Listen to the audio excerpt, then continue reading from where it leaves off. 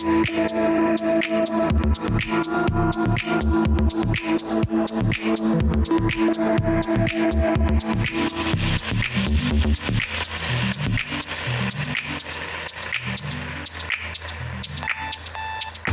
todos los días para compartir la información, por supuesto, para hacer un relevo de los temas más importantes que aparecen en los medios de comunicación en el plano provincial y nacional. Estamos en Facebook, en señalo.tv, y también estamos en Twitter, Senal UTV, y también, claro, el portal de nuestra universidad, www.unidiversidad.com.ar. Allí nos pueden seguir vía streaming.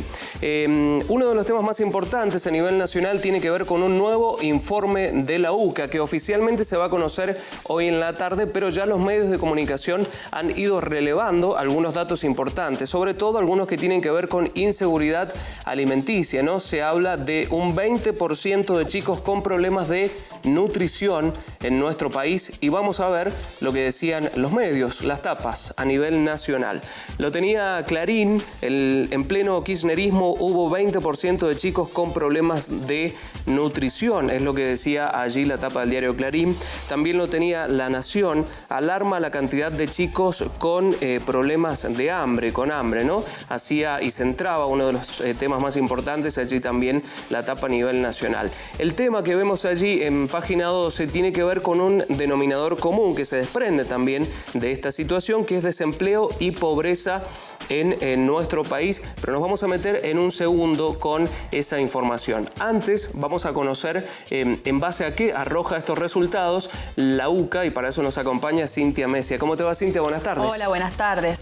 Sí, en realidad la noticia surge del informe Infancias con Derechos Postergados que hizo el Observatorio de la Deuda Social Argentina de la Universidad Católica Argentina, la UCA. Este informe monitoreó el estado de situación del desarrollo humano y social de la infancia entre los años 2010 y 2015 en 20 ciudades con más de 800.000 habitantes, y como decías, Lucas, va a ser presentado hoy a las 15 en el Auditorio Santa Cecilia de la Universidad Católica Argentina. El diario La Nación, que tiene un informe, habló con la coordinadora del Barómetro de la Deuda Social de la Infancia, Yanina Tuñón, que dijo ayer que se estima que hay 2 de cada 10 niños que están en vulnerabilidad y que están en situación de riesgo. Además, hay un 7,7% que está afectado de manera grave. Y también aclara que son reportes de los padres que reconocen que hay experiencias de hambre en los niños, y en estos casos existe una alta correlación con la pobreza socioeconómica. Esto fue lo que dijo la coordinadora del Barómetro de la Deuda Social, Yanina Tuñón. Bien, ahí estamos viendo, Cintia, lo que nos comentabas. 2 de cada 10 niños en condiciones de vulnerabilidad y en situación de riesgo. Y puntualmente lo que se refiere a inseguridad alimentaria, que es a lo que se refiere este informe, la padecen casi 3 millones de menores de 17 años de un total de 11 millones, ¿no? Sí, es así. Lo que dice el indicador usado en el informe, que es en lo que a lo mejor vemos una diferencia entre cómo se presenta la noticia en los distintos medios, el indicador no habla de pobreza, sino de riesgo de inseguridad alimentaria, Bien. Lo que es el indicador que se utilizó para realizar este informe. Y este concepto de riesgo de inseguridad alimentaria se divide en dos, es lo que estamos viendo en la placa. Por un lado, el concepto riesgo de inseguridad alimentaria total, que es el 19,5% de la población menor de 17 años, y son aquellos en cuyos hogares se redujo la dieta de alimentos por problemas económicos. Y por otro lado, este concepto de inseguridad alimentaria también se divide en severa, que es el 7,7%, que son aquellos que experimentaron hambre por falta de alimentos. Bien. Del total de 3 millones de menores de 17 años, también hay algunos datos bastante alarmantes que se desprenden, ¿no? Sí, en este caso, del total que son un total de la población de 17 años en todo el país es de 11 millones. 3 millones padecen inseguridad alimentaria severa, 847.000 niños y adolescentes, y de la inseguridad alimentaria total, unos 2.150.000. En estos porcentajes podemos ver cuáles son las causas o cómo son las distintas. Se ha dividido en 3 este porcentaje, como veíamos en la placa anterior. Muy bien, hay algunos datos interesantes, los más importantes que tienen que quedar claros de este informe. Contanos cuáles son. Sí, hay puntos que son los más relevantes del informe. En primer lugar, la metodología que se utilizó. ¿Por qué? Porque dice la coordinadora Tuñón que son indicadores, que no son datos objetivos, sino subjetivos, que no se trata de datos nutricionales porque no se mide la masa corporal de los niños, es lo que explica la coordinadora, y que solo en 2015 fueron relevados alrededor de 4.600 casos de chicos de hasta 17 años a través de entrevistas con sus padres, madres o tutores. Quiere decir que es una muestra de donde surge el informe.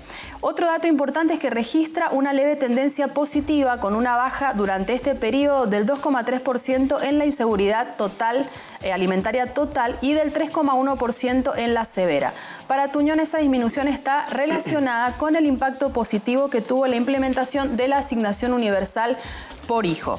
Otro dato importante es que se destaca la situación de inseguridad alimentaria que está fuertemente asociada al estrato social de los hogares y de las condiciones de vivienda, y esto es lo que veíamos recién en el relevamiento de porcentajes. Los niños pertenecientes a estratos económicos ocupacionales de clase trabajadora marginal tenían el año pasado el 42% de probabilidad de experimentar situaciones de inseguridad alimentaria y el 16,6% en niveles severos. Esto es lo que dice el informe.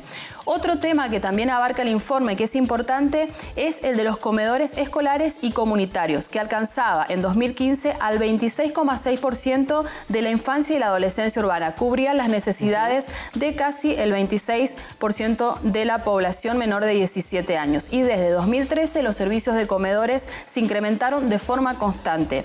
Y como una especie de resumen y de conclusión, la situación de inseguridad alimentaria es el problema más urgente que enfrentan los chicos y adolescentes, porque compromete el sostenimiento de la vida. Claro, bueno, un nuevo informe de la UCA respecto, en este caso, a inseguridad alimenticia, es lo que les estamos comentando, que oficialmente se va a publicar hoy en el transcurso de la tarde a partir de las 15 horas. Vamos a ver si tuvo algún tipo de impacto esta noticia en las redes sociales, como hacemos habitualmente. Claudio, buenas tardes. Hola Lucas, ¿qué tal? Buenas tardes para todos. Y sí, tiene impacto, tiene una repercusión, y lo que pasa siempre, ¿no? Hay quienes se ponen de un lado y quienes se ponen del otro para hablar sobre este tipo de temas políticamente.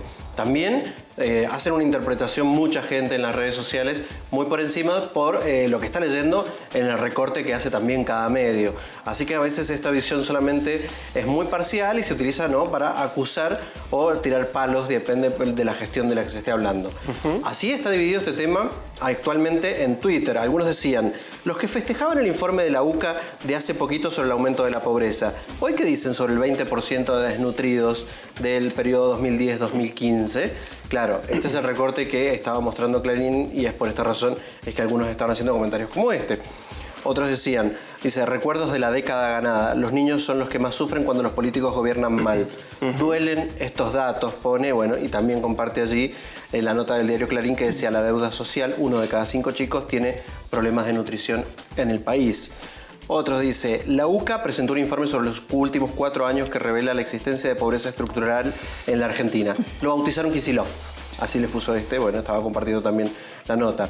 Otros dicen, estadísticas 2010-2015 de la UCA dicen que el 20% de los niños sufre inseguridad alimenticia.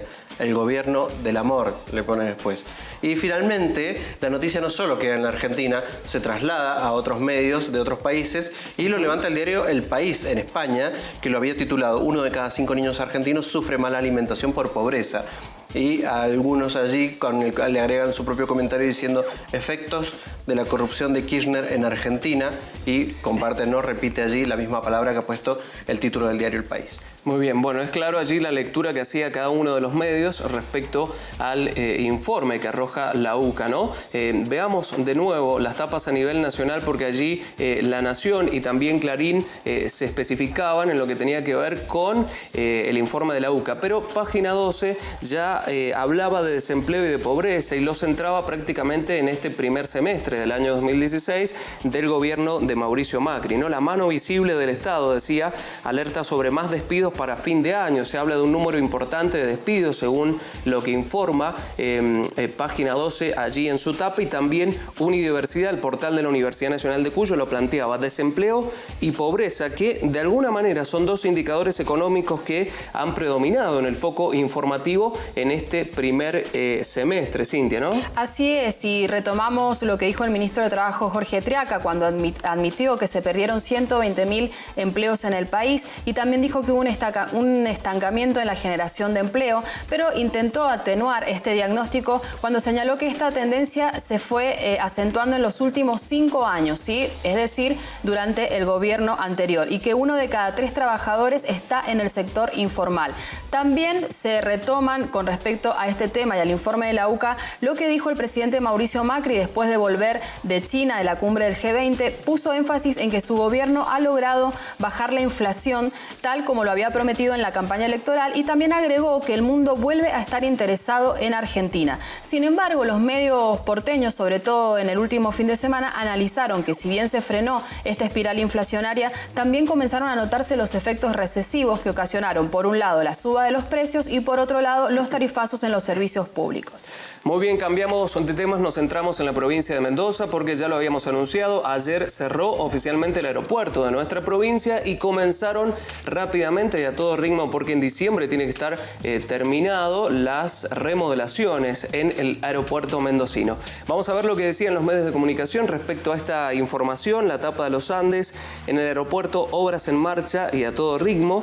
La tapa del Diario 1 también lo tenía. En el primer día sin el plumerillo cayó al 40% la cantidad de viajeros habituales, ¿no? Algunas de las problemáticas que ya se van desprendiendo. Y también lo tenía la tapa de El Sol: en nuestra provincia, cierre del aeropuerto, los micros salieron semivacíos, es lo que planteaban allí los medios. Ampliemos la información, Cintia. Así es, este miércoles comenzaron los trabajos para mejorar la pista de despegue y aterrizaje del Aeropuerto Internacional El Plumerillo. La intención es trabajar a toda máquina para, durante los próximos 3 meses, hacer el trabajo lo más rápido posible para que la estación vuelva a operar con normalidad en los primeros días de diciembre. ¿Qué pasó en el primer día en el aeropuerto de San Juan, y también el de San Luis, en donde se desviaban los vuelos? El aeropuerto de San Juan debutó absorbiendo 8 vuelos que antes salían del Plumerillo, pero como decías, Lucas, fue baja la cantidad de viajeros. Para los primeros vuelos San Juan-Buenos Aires salieron de la terminal de ómnibus de Mendoza colectivos de 2 pisos con solo 5 pasajeros.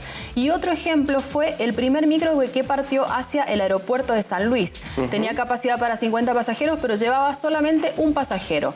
Bien. Mónica Miguel, subgerente de la terminal de ómnibus, dijo que en este primer día, refiriéndose al día de ayer miércoles, de cierre del Plumerillo, hemos tenido solo el 40% de los pasajeros que habitualmente salían del aeropuerto mendocino. Compartimos con ustedes algunos testimonios, ¿no?, de pasajeros que, bueno, justamente de allí, desde la terminal de la provincia de Mendoza, partieron a otras y nuevas terminales aéreas como es San Juan, San Luis y San Rafael. En realidad, desde Intercargo, lo que estamos haciendo hoy acá es hacer como un apoyo logístico y de coordinación entre lo que son los distintos aeropuertos, lo que son las compañías aéreas y lo que son las empresas de transporte que tienen los micros, como para que eso articule de la mejor forma posible para que el pasajero, que si bien ya tiene un traslado importante de varias horas, tenga la menor cantidad de problemas posibles. Ha habido buena predisposición por parte de las compañías transportistas, por parte de los chicos que están haciendo todo lo que es el check-in, el ingreso al sistema y la entrega de pasajes. Por suerte, hasta ahora venimos con una operatoria como esperábamos, cumpliendo los horarios y con las salidas que estaban programadas. Los pasajeros han llegado acá en su gran mayoría con ya la información sobre su vuelo y sobre la salida de su micro que lo llevaba hacia el aeropuerto. Yo no he tenido ningún problema hasta ahora. Nosotros sacamos los pasajes por una agencia, de la agencia me mandaron un instructivo y hasta ahora todo se ha cumplido tal cual. Mirá, acá hay una cuestión que es primordial, que es la seguridad. Acá no hay opciones, no es una cuestión discutible. Ante la falta de seguridad de una pista, obviamente que hay que tomar las medidas necesarias para que todos estemos bien. ¿Que es demoroso? Sí, es un poco más demoroso, pero tomando los recaudos suficientes no hay ningún tipo de problema. Bueno, con tranquilidad se están llevando a cabo los operativos de traslado desde la terminal de la provincia de Mendoza. Vamos a ver el impacto de esta noticia en las redes. Claudio, adelante.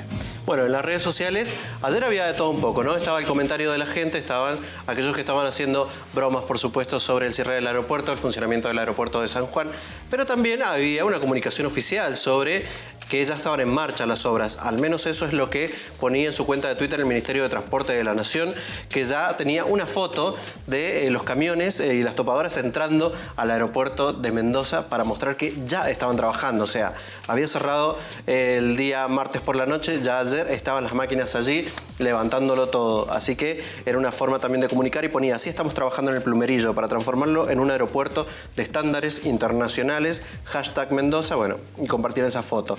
Otras imágenes también eran compartidas por otros usuarios que ponían esto. Dice, ya comenzaron las obras en el aeropuerto de Mendoza.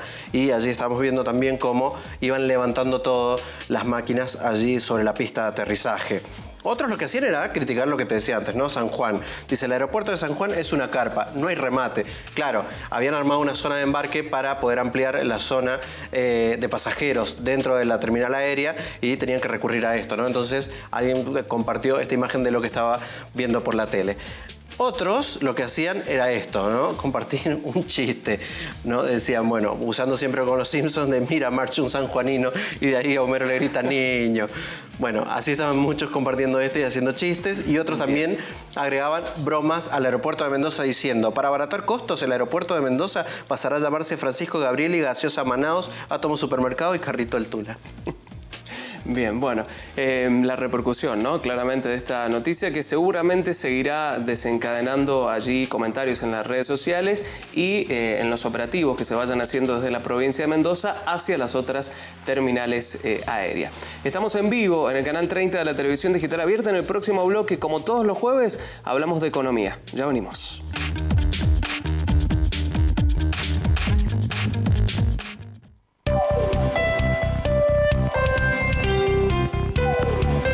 Segundo bloque de Unidiversidad Noticias, seguimos en vivo en el canal 30 de la televisión digital abierta y como todos los jueves nos vamos a meter ahora en la columna de economía, ¿no? Con los economistas de la Fundación Ideal. Nos acompaña en esta oportunidad Rodrigo González y vamos a hablar de una situación bastante interesante, ¿no? Que tiene que ver con Brasil y sobre todo las relaciones de la provincia de Mendoza, de nuestro país, con Brasil. Rodrigo, ¿cómo te va? Buenas tardes, bienvenido. Hola Lucas, ¿cómo estás? Bien, antes de meternos en profundidad en lo que tiene que ver con nuestra provincia, ¿cómo está la economía hoy en Brasil después de las últimas noticias que se han conocido que tiene que ver con la destitución justamente de su expresidenta ya Dilma Rousseff, pero de la situación institucional en general, ¿no? En ese país? Sí, Lucas, bueno, hay una crisis política que bien conocemos, como mencionás, en Brasil. El 31 de agosto pasado fue destituida la presidenta Rousseff y fue, ratificado el presidente actual, Michel Temer, hasta el 31 de diciembre del 2018. Junto con esta crisis política, lo que hay que decir es que la economía de Brasil está pasando un año muy malo, pero desde hace 2 meses aproximadamente hasta ahora empiezan a haber algunas señales de que Brasil habría tocado fondo. Esto no significa de que el año vaya a ser bueno, sino que habría dejado de caer. A nivel económico, el año empezó muy mal en Brasil. El Producto Bruto Interno cayó un 5% el primer trimestre, cayó un 4% el segundo trimestre y las estadísticas hacia el tercer trimestre marcan, como te decía recién, de que Brasil habría dejado de caer. No obstante eso, las proyecciones hoy marcan de que este año Brasil caería un 3% su economía y hacia el año que viene, ya hacia 2017, estaría creciendo muy modestamente un 1%. Bien, bueno, una situación bastante complicada, ¿no? ¿Cuál es la importancia del mercado en Brasil justamente para la provincia de Mendoza? Bueno, Brasil es uno de los principales productos a los cuales enviamos nuestras exportaciones. Ahí tenemos algunas placas. Actualmente todo lo que exporta Mendoza, la mitad de lo que exportamos va a 2 mercados, Estados Unidos y Brasil. Prácticamente tienen la misma participación cada uno, un 25% aproximadamente de lo que exportamos. La diferencia es que lo que enviamos a Estados Unidos es prácticamente un solo producto, son vinos. Sin embargo, lo que enviamos a Brasil son varios productos. A Brasil enviamos vinos, enviamos frutas frescas, enviamos muchos productos del rubro olivícola, lo que es aceite de oliva, aceitunas. También enviamos conservas, durazno enlatado, por ejemplo. Y también nuestra industria metalmecánica tiene ciertos flujos de comercio con Brasil. Es decir, de que mucho de nuestro sector productivo depende de Brasil, porque el problema que tiene Mendoza tradicional en algunos sectores es la Brasil dependencia. Claro. Por ejemplo, en el sector olivícola, como decíamos, el 80% de lo que exportamos va a un solo mercado, que es Brasil. En el sector frutícola o en el sector hortícola, casi más de lo que estamos exportando va a este mercado. Entonces esto hace que, como se dice muchas veces, cuando Brasil estornuda, nosotros nos resfriamos. Claro, así estamos viendo justamente, Rodrigo, cuáles son los principales productos en porcentaje claramente exportados desde nuestra provincia a Brasil, ¿no? Exactamente, y la próxima placa, lo que hablábamos recién, es cuánto dependen nuestros sectores exportadores, en algunos casos de Brasil, y como mencionábamos recién, un elevado porcentaje de las exportaciones de muchos sectores importantes para Mendoza, de base agroindustrial, tienen concentrados sus comercios externos en Brasil. Bien, y respecto a las exportaciones a Brasil en este primer semestre del año 2016, ¿cuáles son los datos que hay, ¿no? ¿Cuáles son los datos que se registran? Mira, cuando Brasil entra en crisis hay dos impactos que sufre nuestro sector exportador. Primero, lo que sucedió es que el real se devaluó, llegó a tocar un piso de 4,50 reales por dólar, fue una devaluación importante porque veníamos de niveles de 2,50, 3 reales por dólar, y por suerte los últimos 3-4 meses esta devaluación ha ido mermando y está más cercano a los 3 reales por dólar, es decir, el real se ha ido fortaleciendo. Pero este año ha sido un año en el cual ha sido impactado por la devaluación de Brasil, un menor precio al cual nosotros vendimos nuestros productos, porque somos menos competitivos en Brasil y estamos obligados a disminuir el precio de nuestros productos para que nos compren. Este ha sido un impacto, es decir, nuestros exportadores tuvieron que reducir el precio al cual venden sus exportaciones a Brasil y reducir sus niveles de rentabilidad. Ahora, más allá de esto, la temporada actual marca ganadores y perdedores, ¿no? Hay sectores que vienen aumentando sus exportaciones a Brasil, principalmente acá tenemos el sector hortícola, el sector olivícola y el sector de frutas desecadas, principalmente ciruelas, que el primer semestre del año han dejado un saldo positivo a pesar de la crisis de Brasil. Hemos enviado mayores volúmenes de exportaciones. Y los sectores perdedores principalmente son el vino, que vienen disminuyendo las exportaciones a Brasil este año, el sector de frutas frescas, acá tenemos un problema importante también sanitario. Recordemos que hubieron frutas, peras y manzanas que fueron prohibidas en su ingreso a Brasil por una cuestión sanitaria, algunos desembarcos, algunos camiones, y finalmente los duraznos enlatados, que también es un mercado importante de Brasil, este año vienen disminuyendo las exportaciones. El escenario es variado, pero en un contexto en el cual los precios a los cuales estamos vendiendo son esta temporada menores a los de la temporada anterior. Bien, y te iba a preguntar respecto al semestre que viene, ¿no? ¿Cuáles son las expectativas teniendo en cuenta el marco institucional, político, económico actual en Brasil? Mira, Brasil, como decíamos antes, Lucas, tocó fondo, muy posiblemente no siga cayendo. Ahora, esto no significa de que las noticias sean buenas, porque este año, como decíamos, la economía va a caer y el año que viene la economía va a crecer con una tasa muy modesta. Así que creo que el gran desafío que siempre nos hemos impuesto en Mendoza, pero lamentablemente con resultados muy pobres, es diversificar nuestros mercados externos y comenzar a llegar a mercados alternativos y dejar atrás la Brasil dependencia que viene, digamos, condenando mucho a muchos de nuestros sectores en los últimos años. Muy bien, Rodrigo, muchas gracias. Nos reencontramos el jueves que viene, ¿sí? Hasta el jueves, Lucas. Vamos a seguir con ustedes, obviamente, compartiendo información del ámbito provincial y nacional que aparece en agenda, como la actualización próxima de los Andes, ¿no? Que tiene que ver con que el gobierno ordena de alguna manera al INDEC medir la inseguridad y el número de víctimas. Profundizamos, Cintia. Sí, es el Instituto Nacional de Estadísticas y Censos, INDEC, y el Ministerio de Seguridad de la Nación firmaron ayer un convenio para efectuar la primera encuesta nacional de victimización de la Argentina. ¿Cuál es el objetivo? Generar una medición fuerte sobre distintos delitos. La firma del convenio se realizó esta mañana en un acto presidido por la ministra de Seguridad, Patricia Bullrich, y el director del INDEC, Jorge Todesca. Ambas instituciones trabajarán en conjunto para generar información estadística sobre aspectos de seguridad ciudadana con el objetivo de mejorar la disponibilidad de datos para la formulación y monitoreo de políticas públicas en la materia, precisaron desde prensa del INDEC.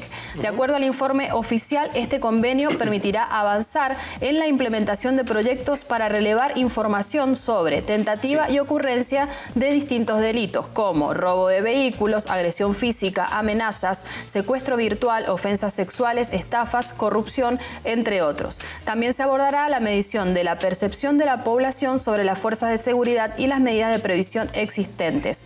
Por su parte, la ministra de Seguridad, Patricia Bullrich, dijo: necesitamos esta encuesta para la toma de decisiones, porque hoy existe mucha disparidad en las provincias y esta herramienta nos permitirá obtener una medición fuerte.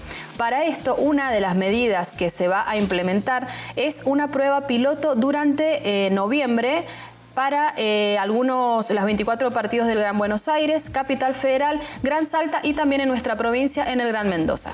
Muy bien, estamos en vivo en el canal 30 de la televisión digital abierta, nos estamos informando, ha llegado el momento de hacer un nuevo corte, ya venimos.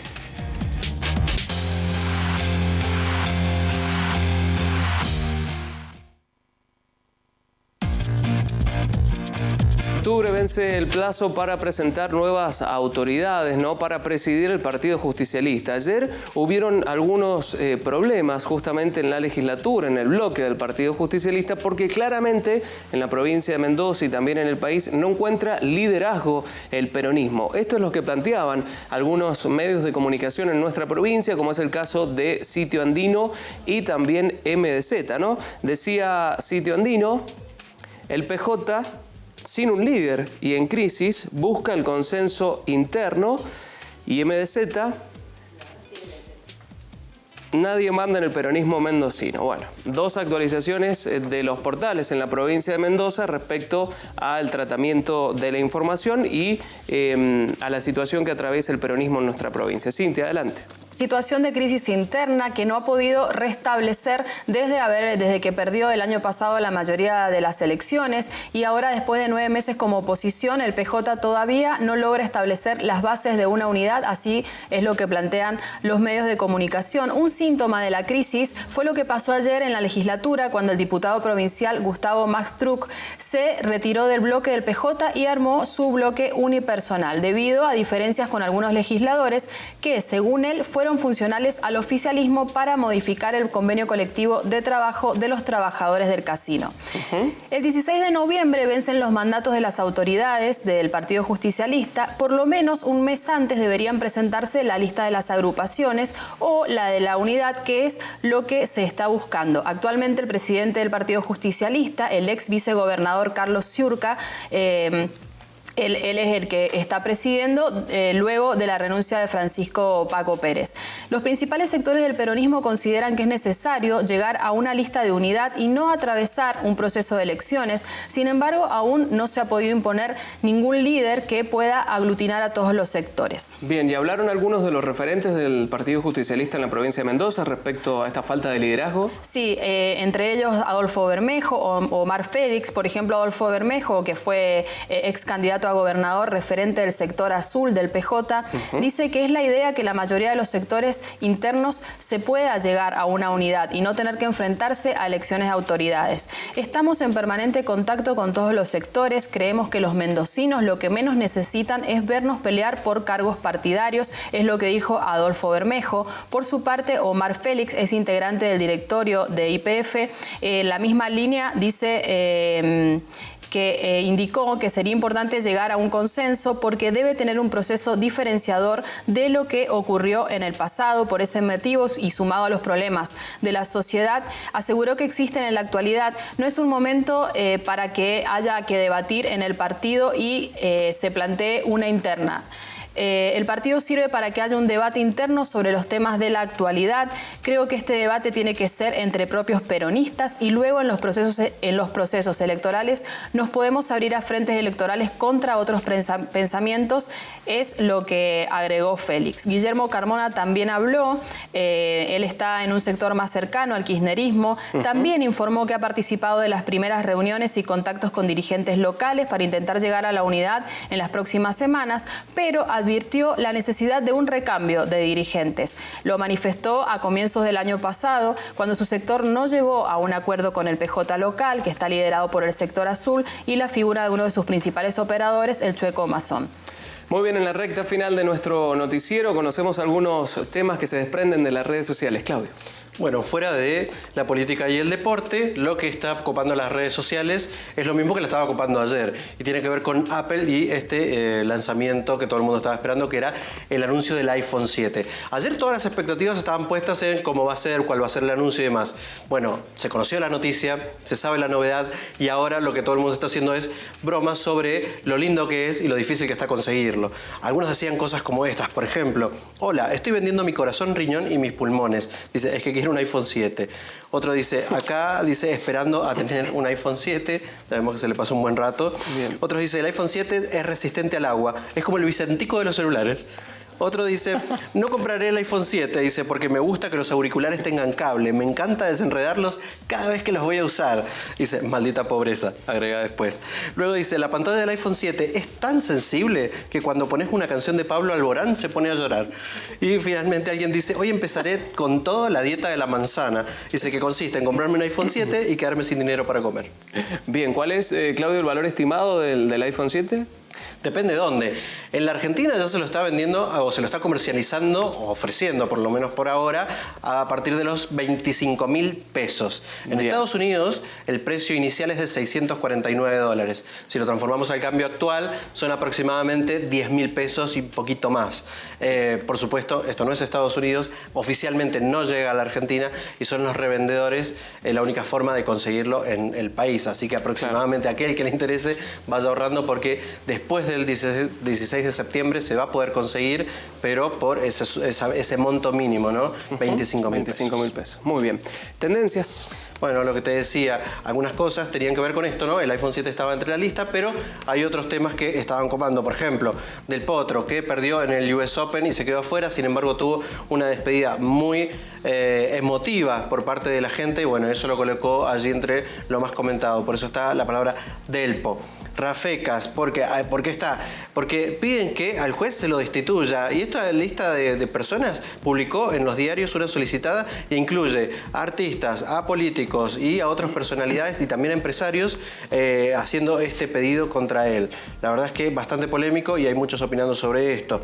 Zanini, otro nombre propio, también entra en la lista porque el gobierno terminó anulando unas designaciones que se hicieron en el 2014 sobre el hijo de Zanini, que es parte de la Procuraduría Nacional, así que también entró por esto. Bien. Bueno, lo dicho, iPhone 7 y finalmente lo de siempre, ¿no? Hashtag buen jueves para desear una buena jornada a quien quiera. Bueno, muy bien, hasta aquí llegamos con esta primera edición de Universidad Noticias. Les deseamos que tengan una excelente tarde. Gracias, Claudio, gracias, Cintia. Nosotros nos vamos a reencontrar mañana a las 13, por supuesto, pero recuerden que esta noche a las 21 actualizamos toda la información en la edición central de Universidad Noticias. Nos reencontramos mañana, por supuesto. Muchas gracias.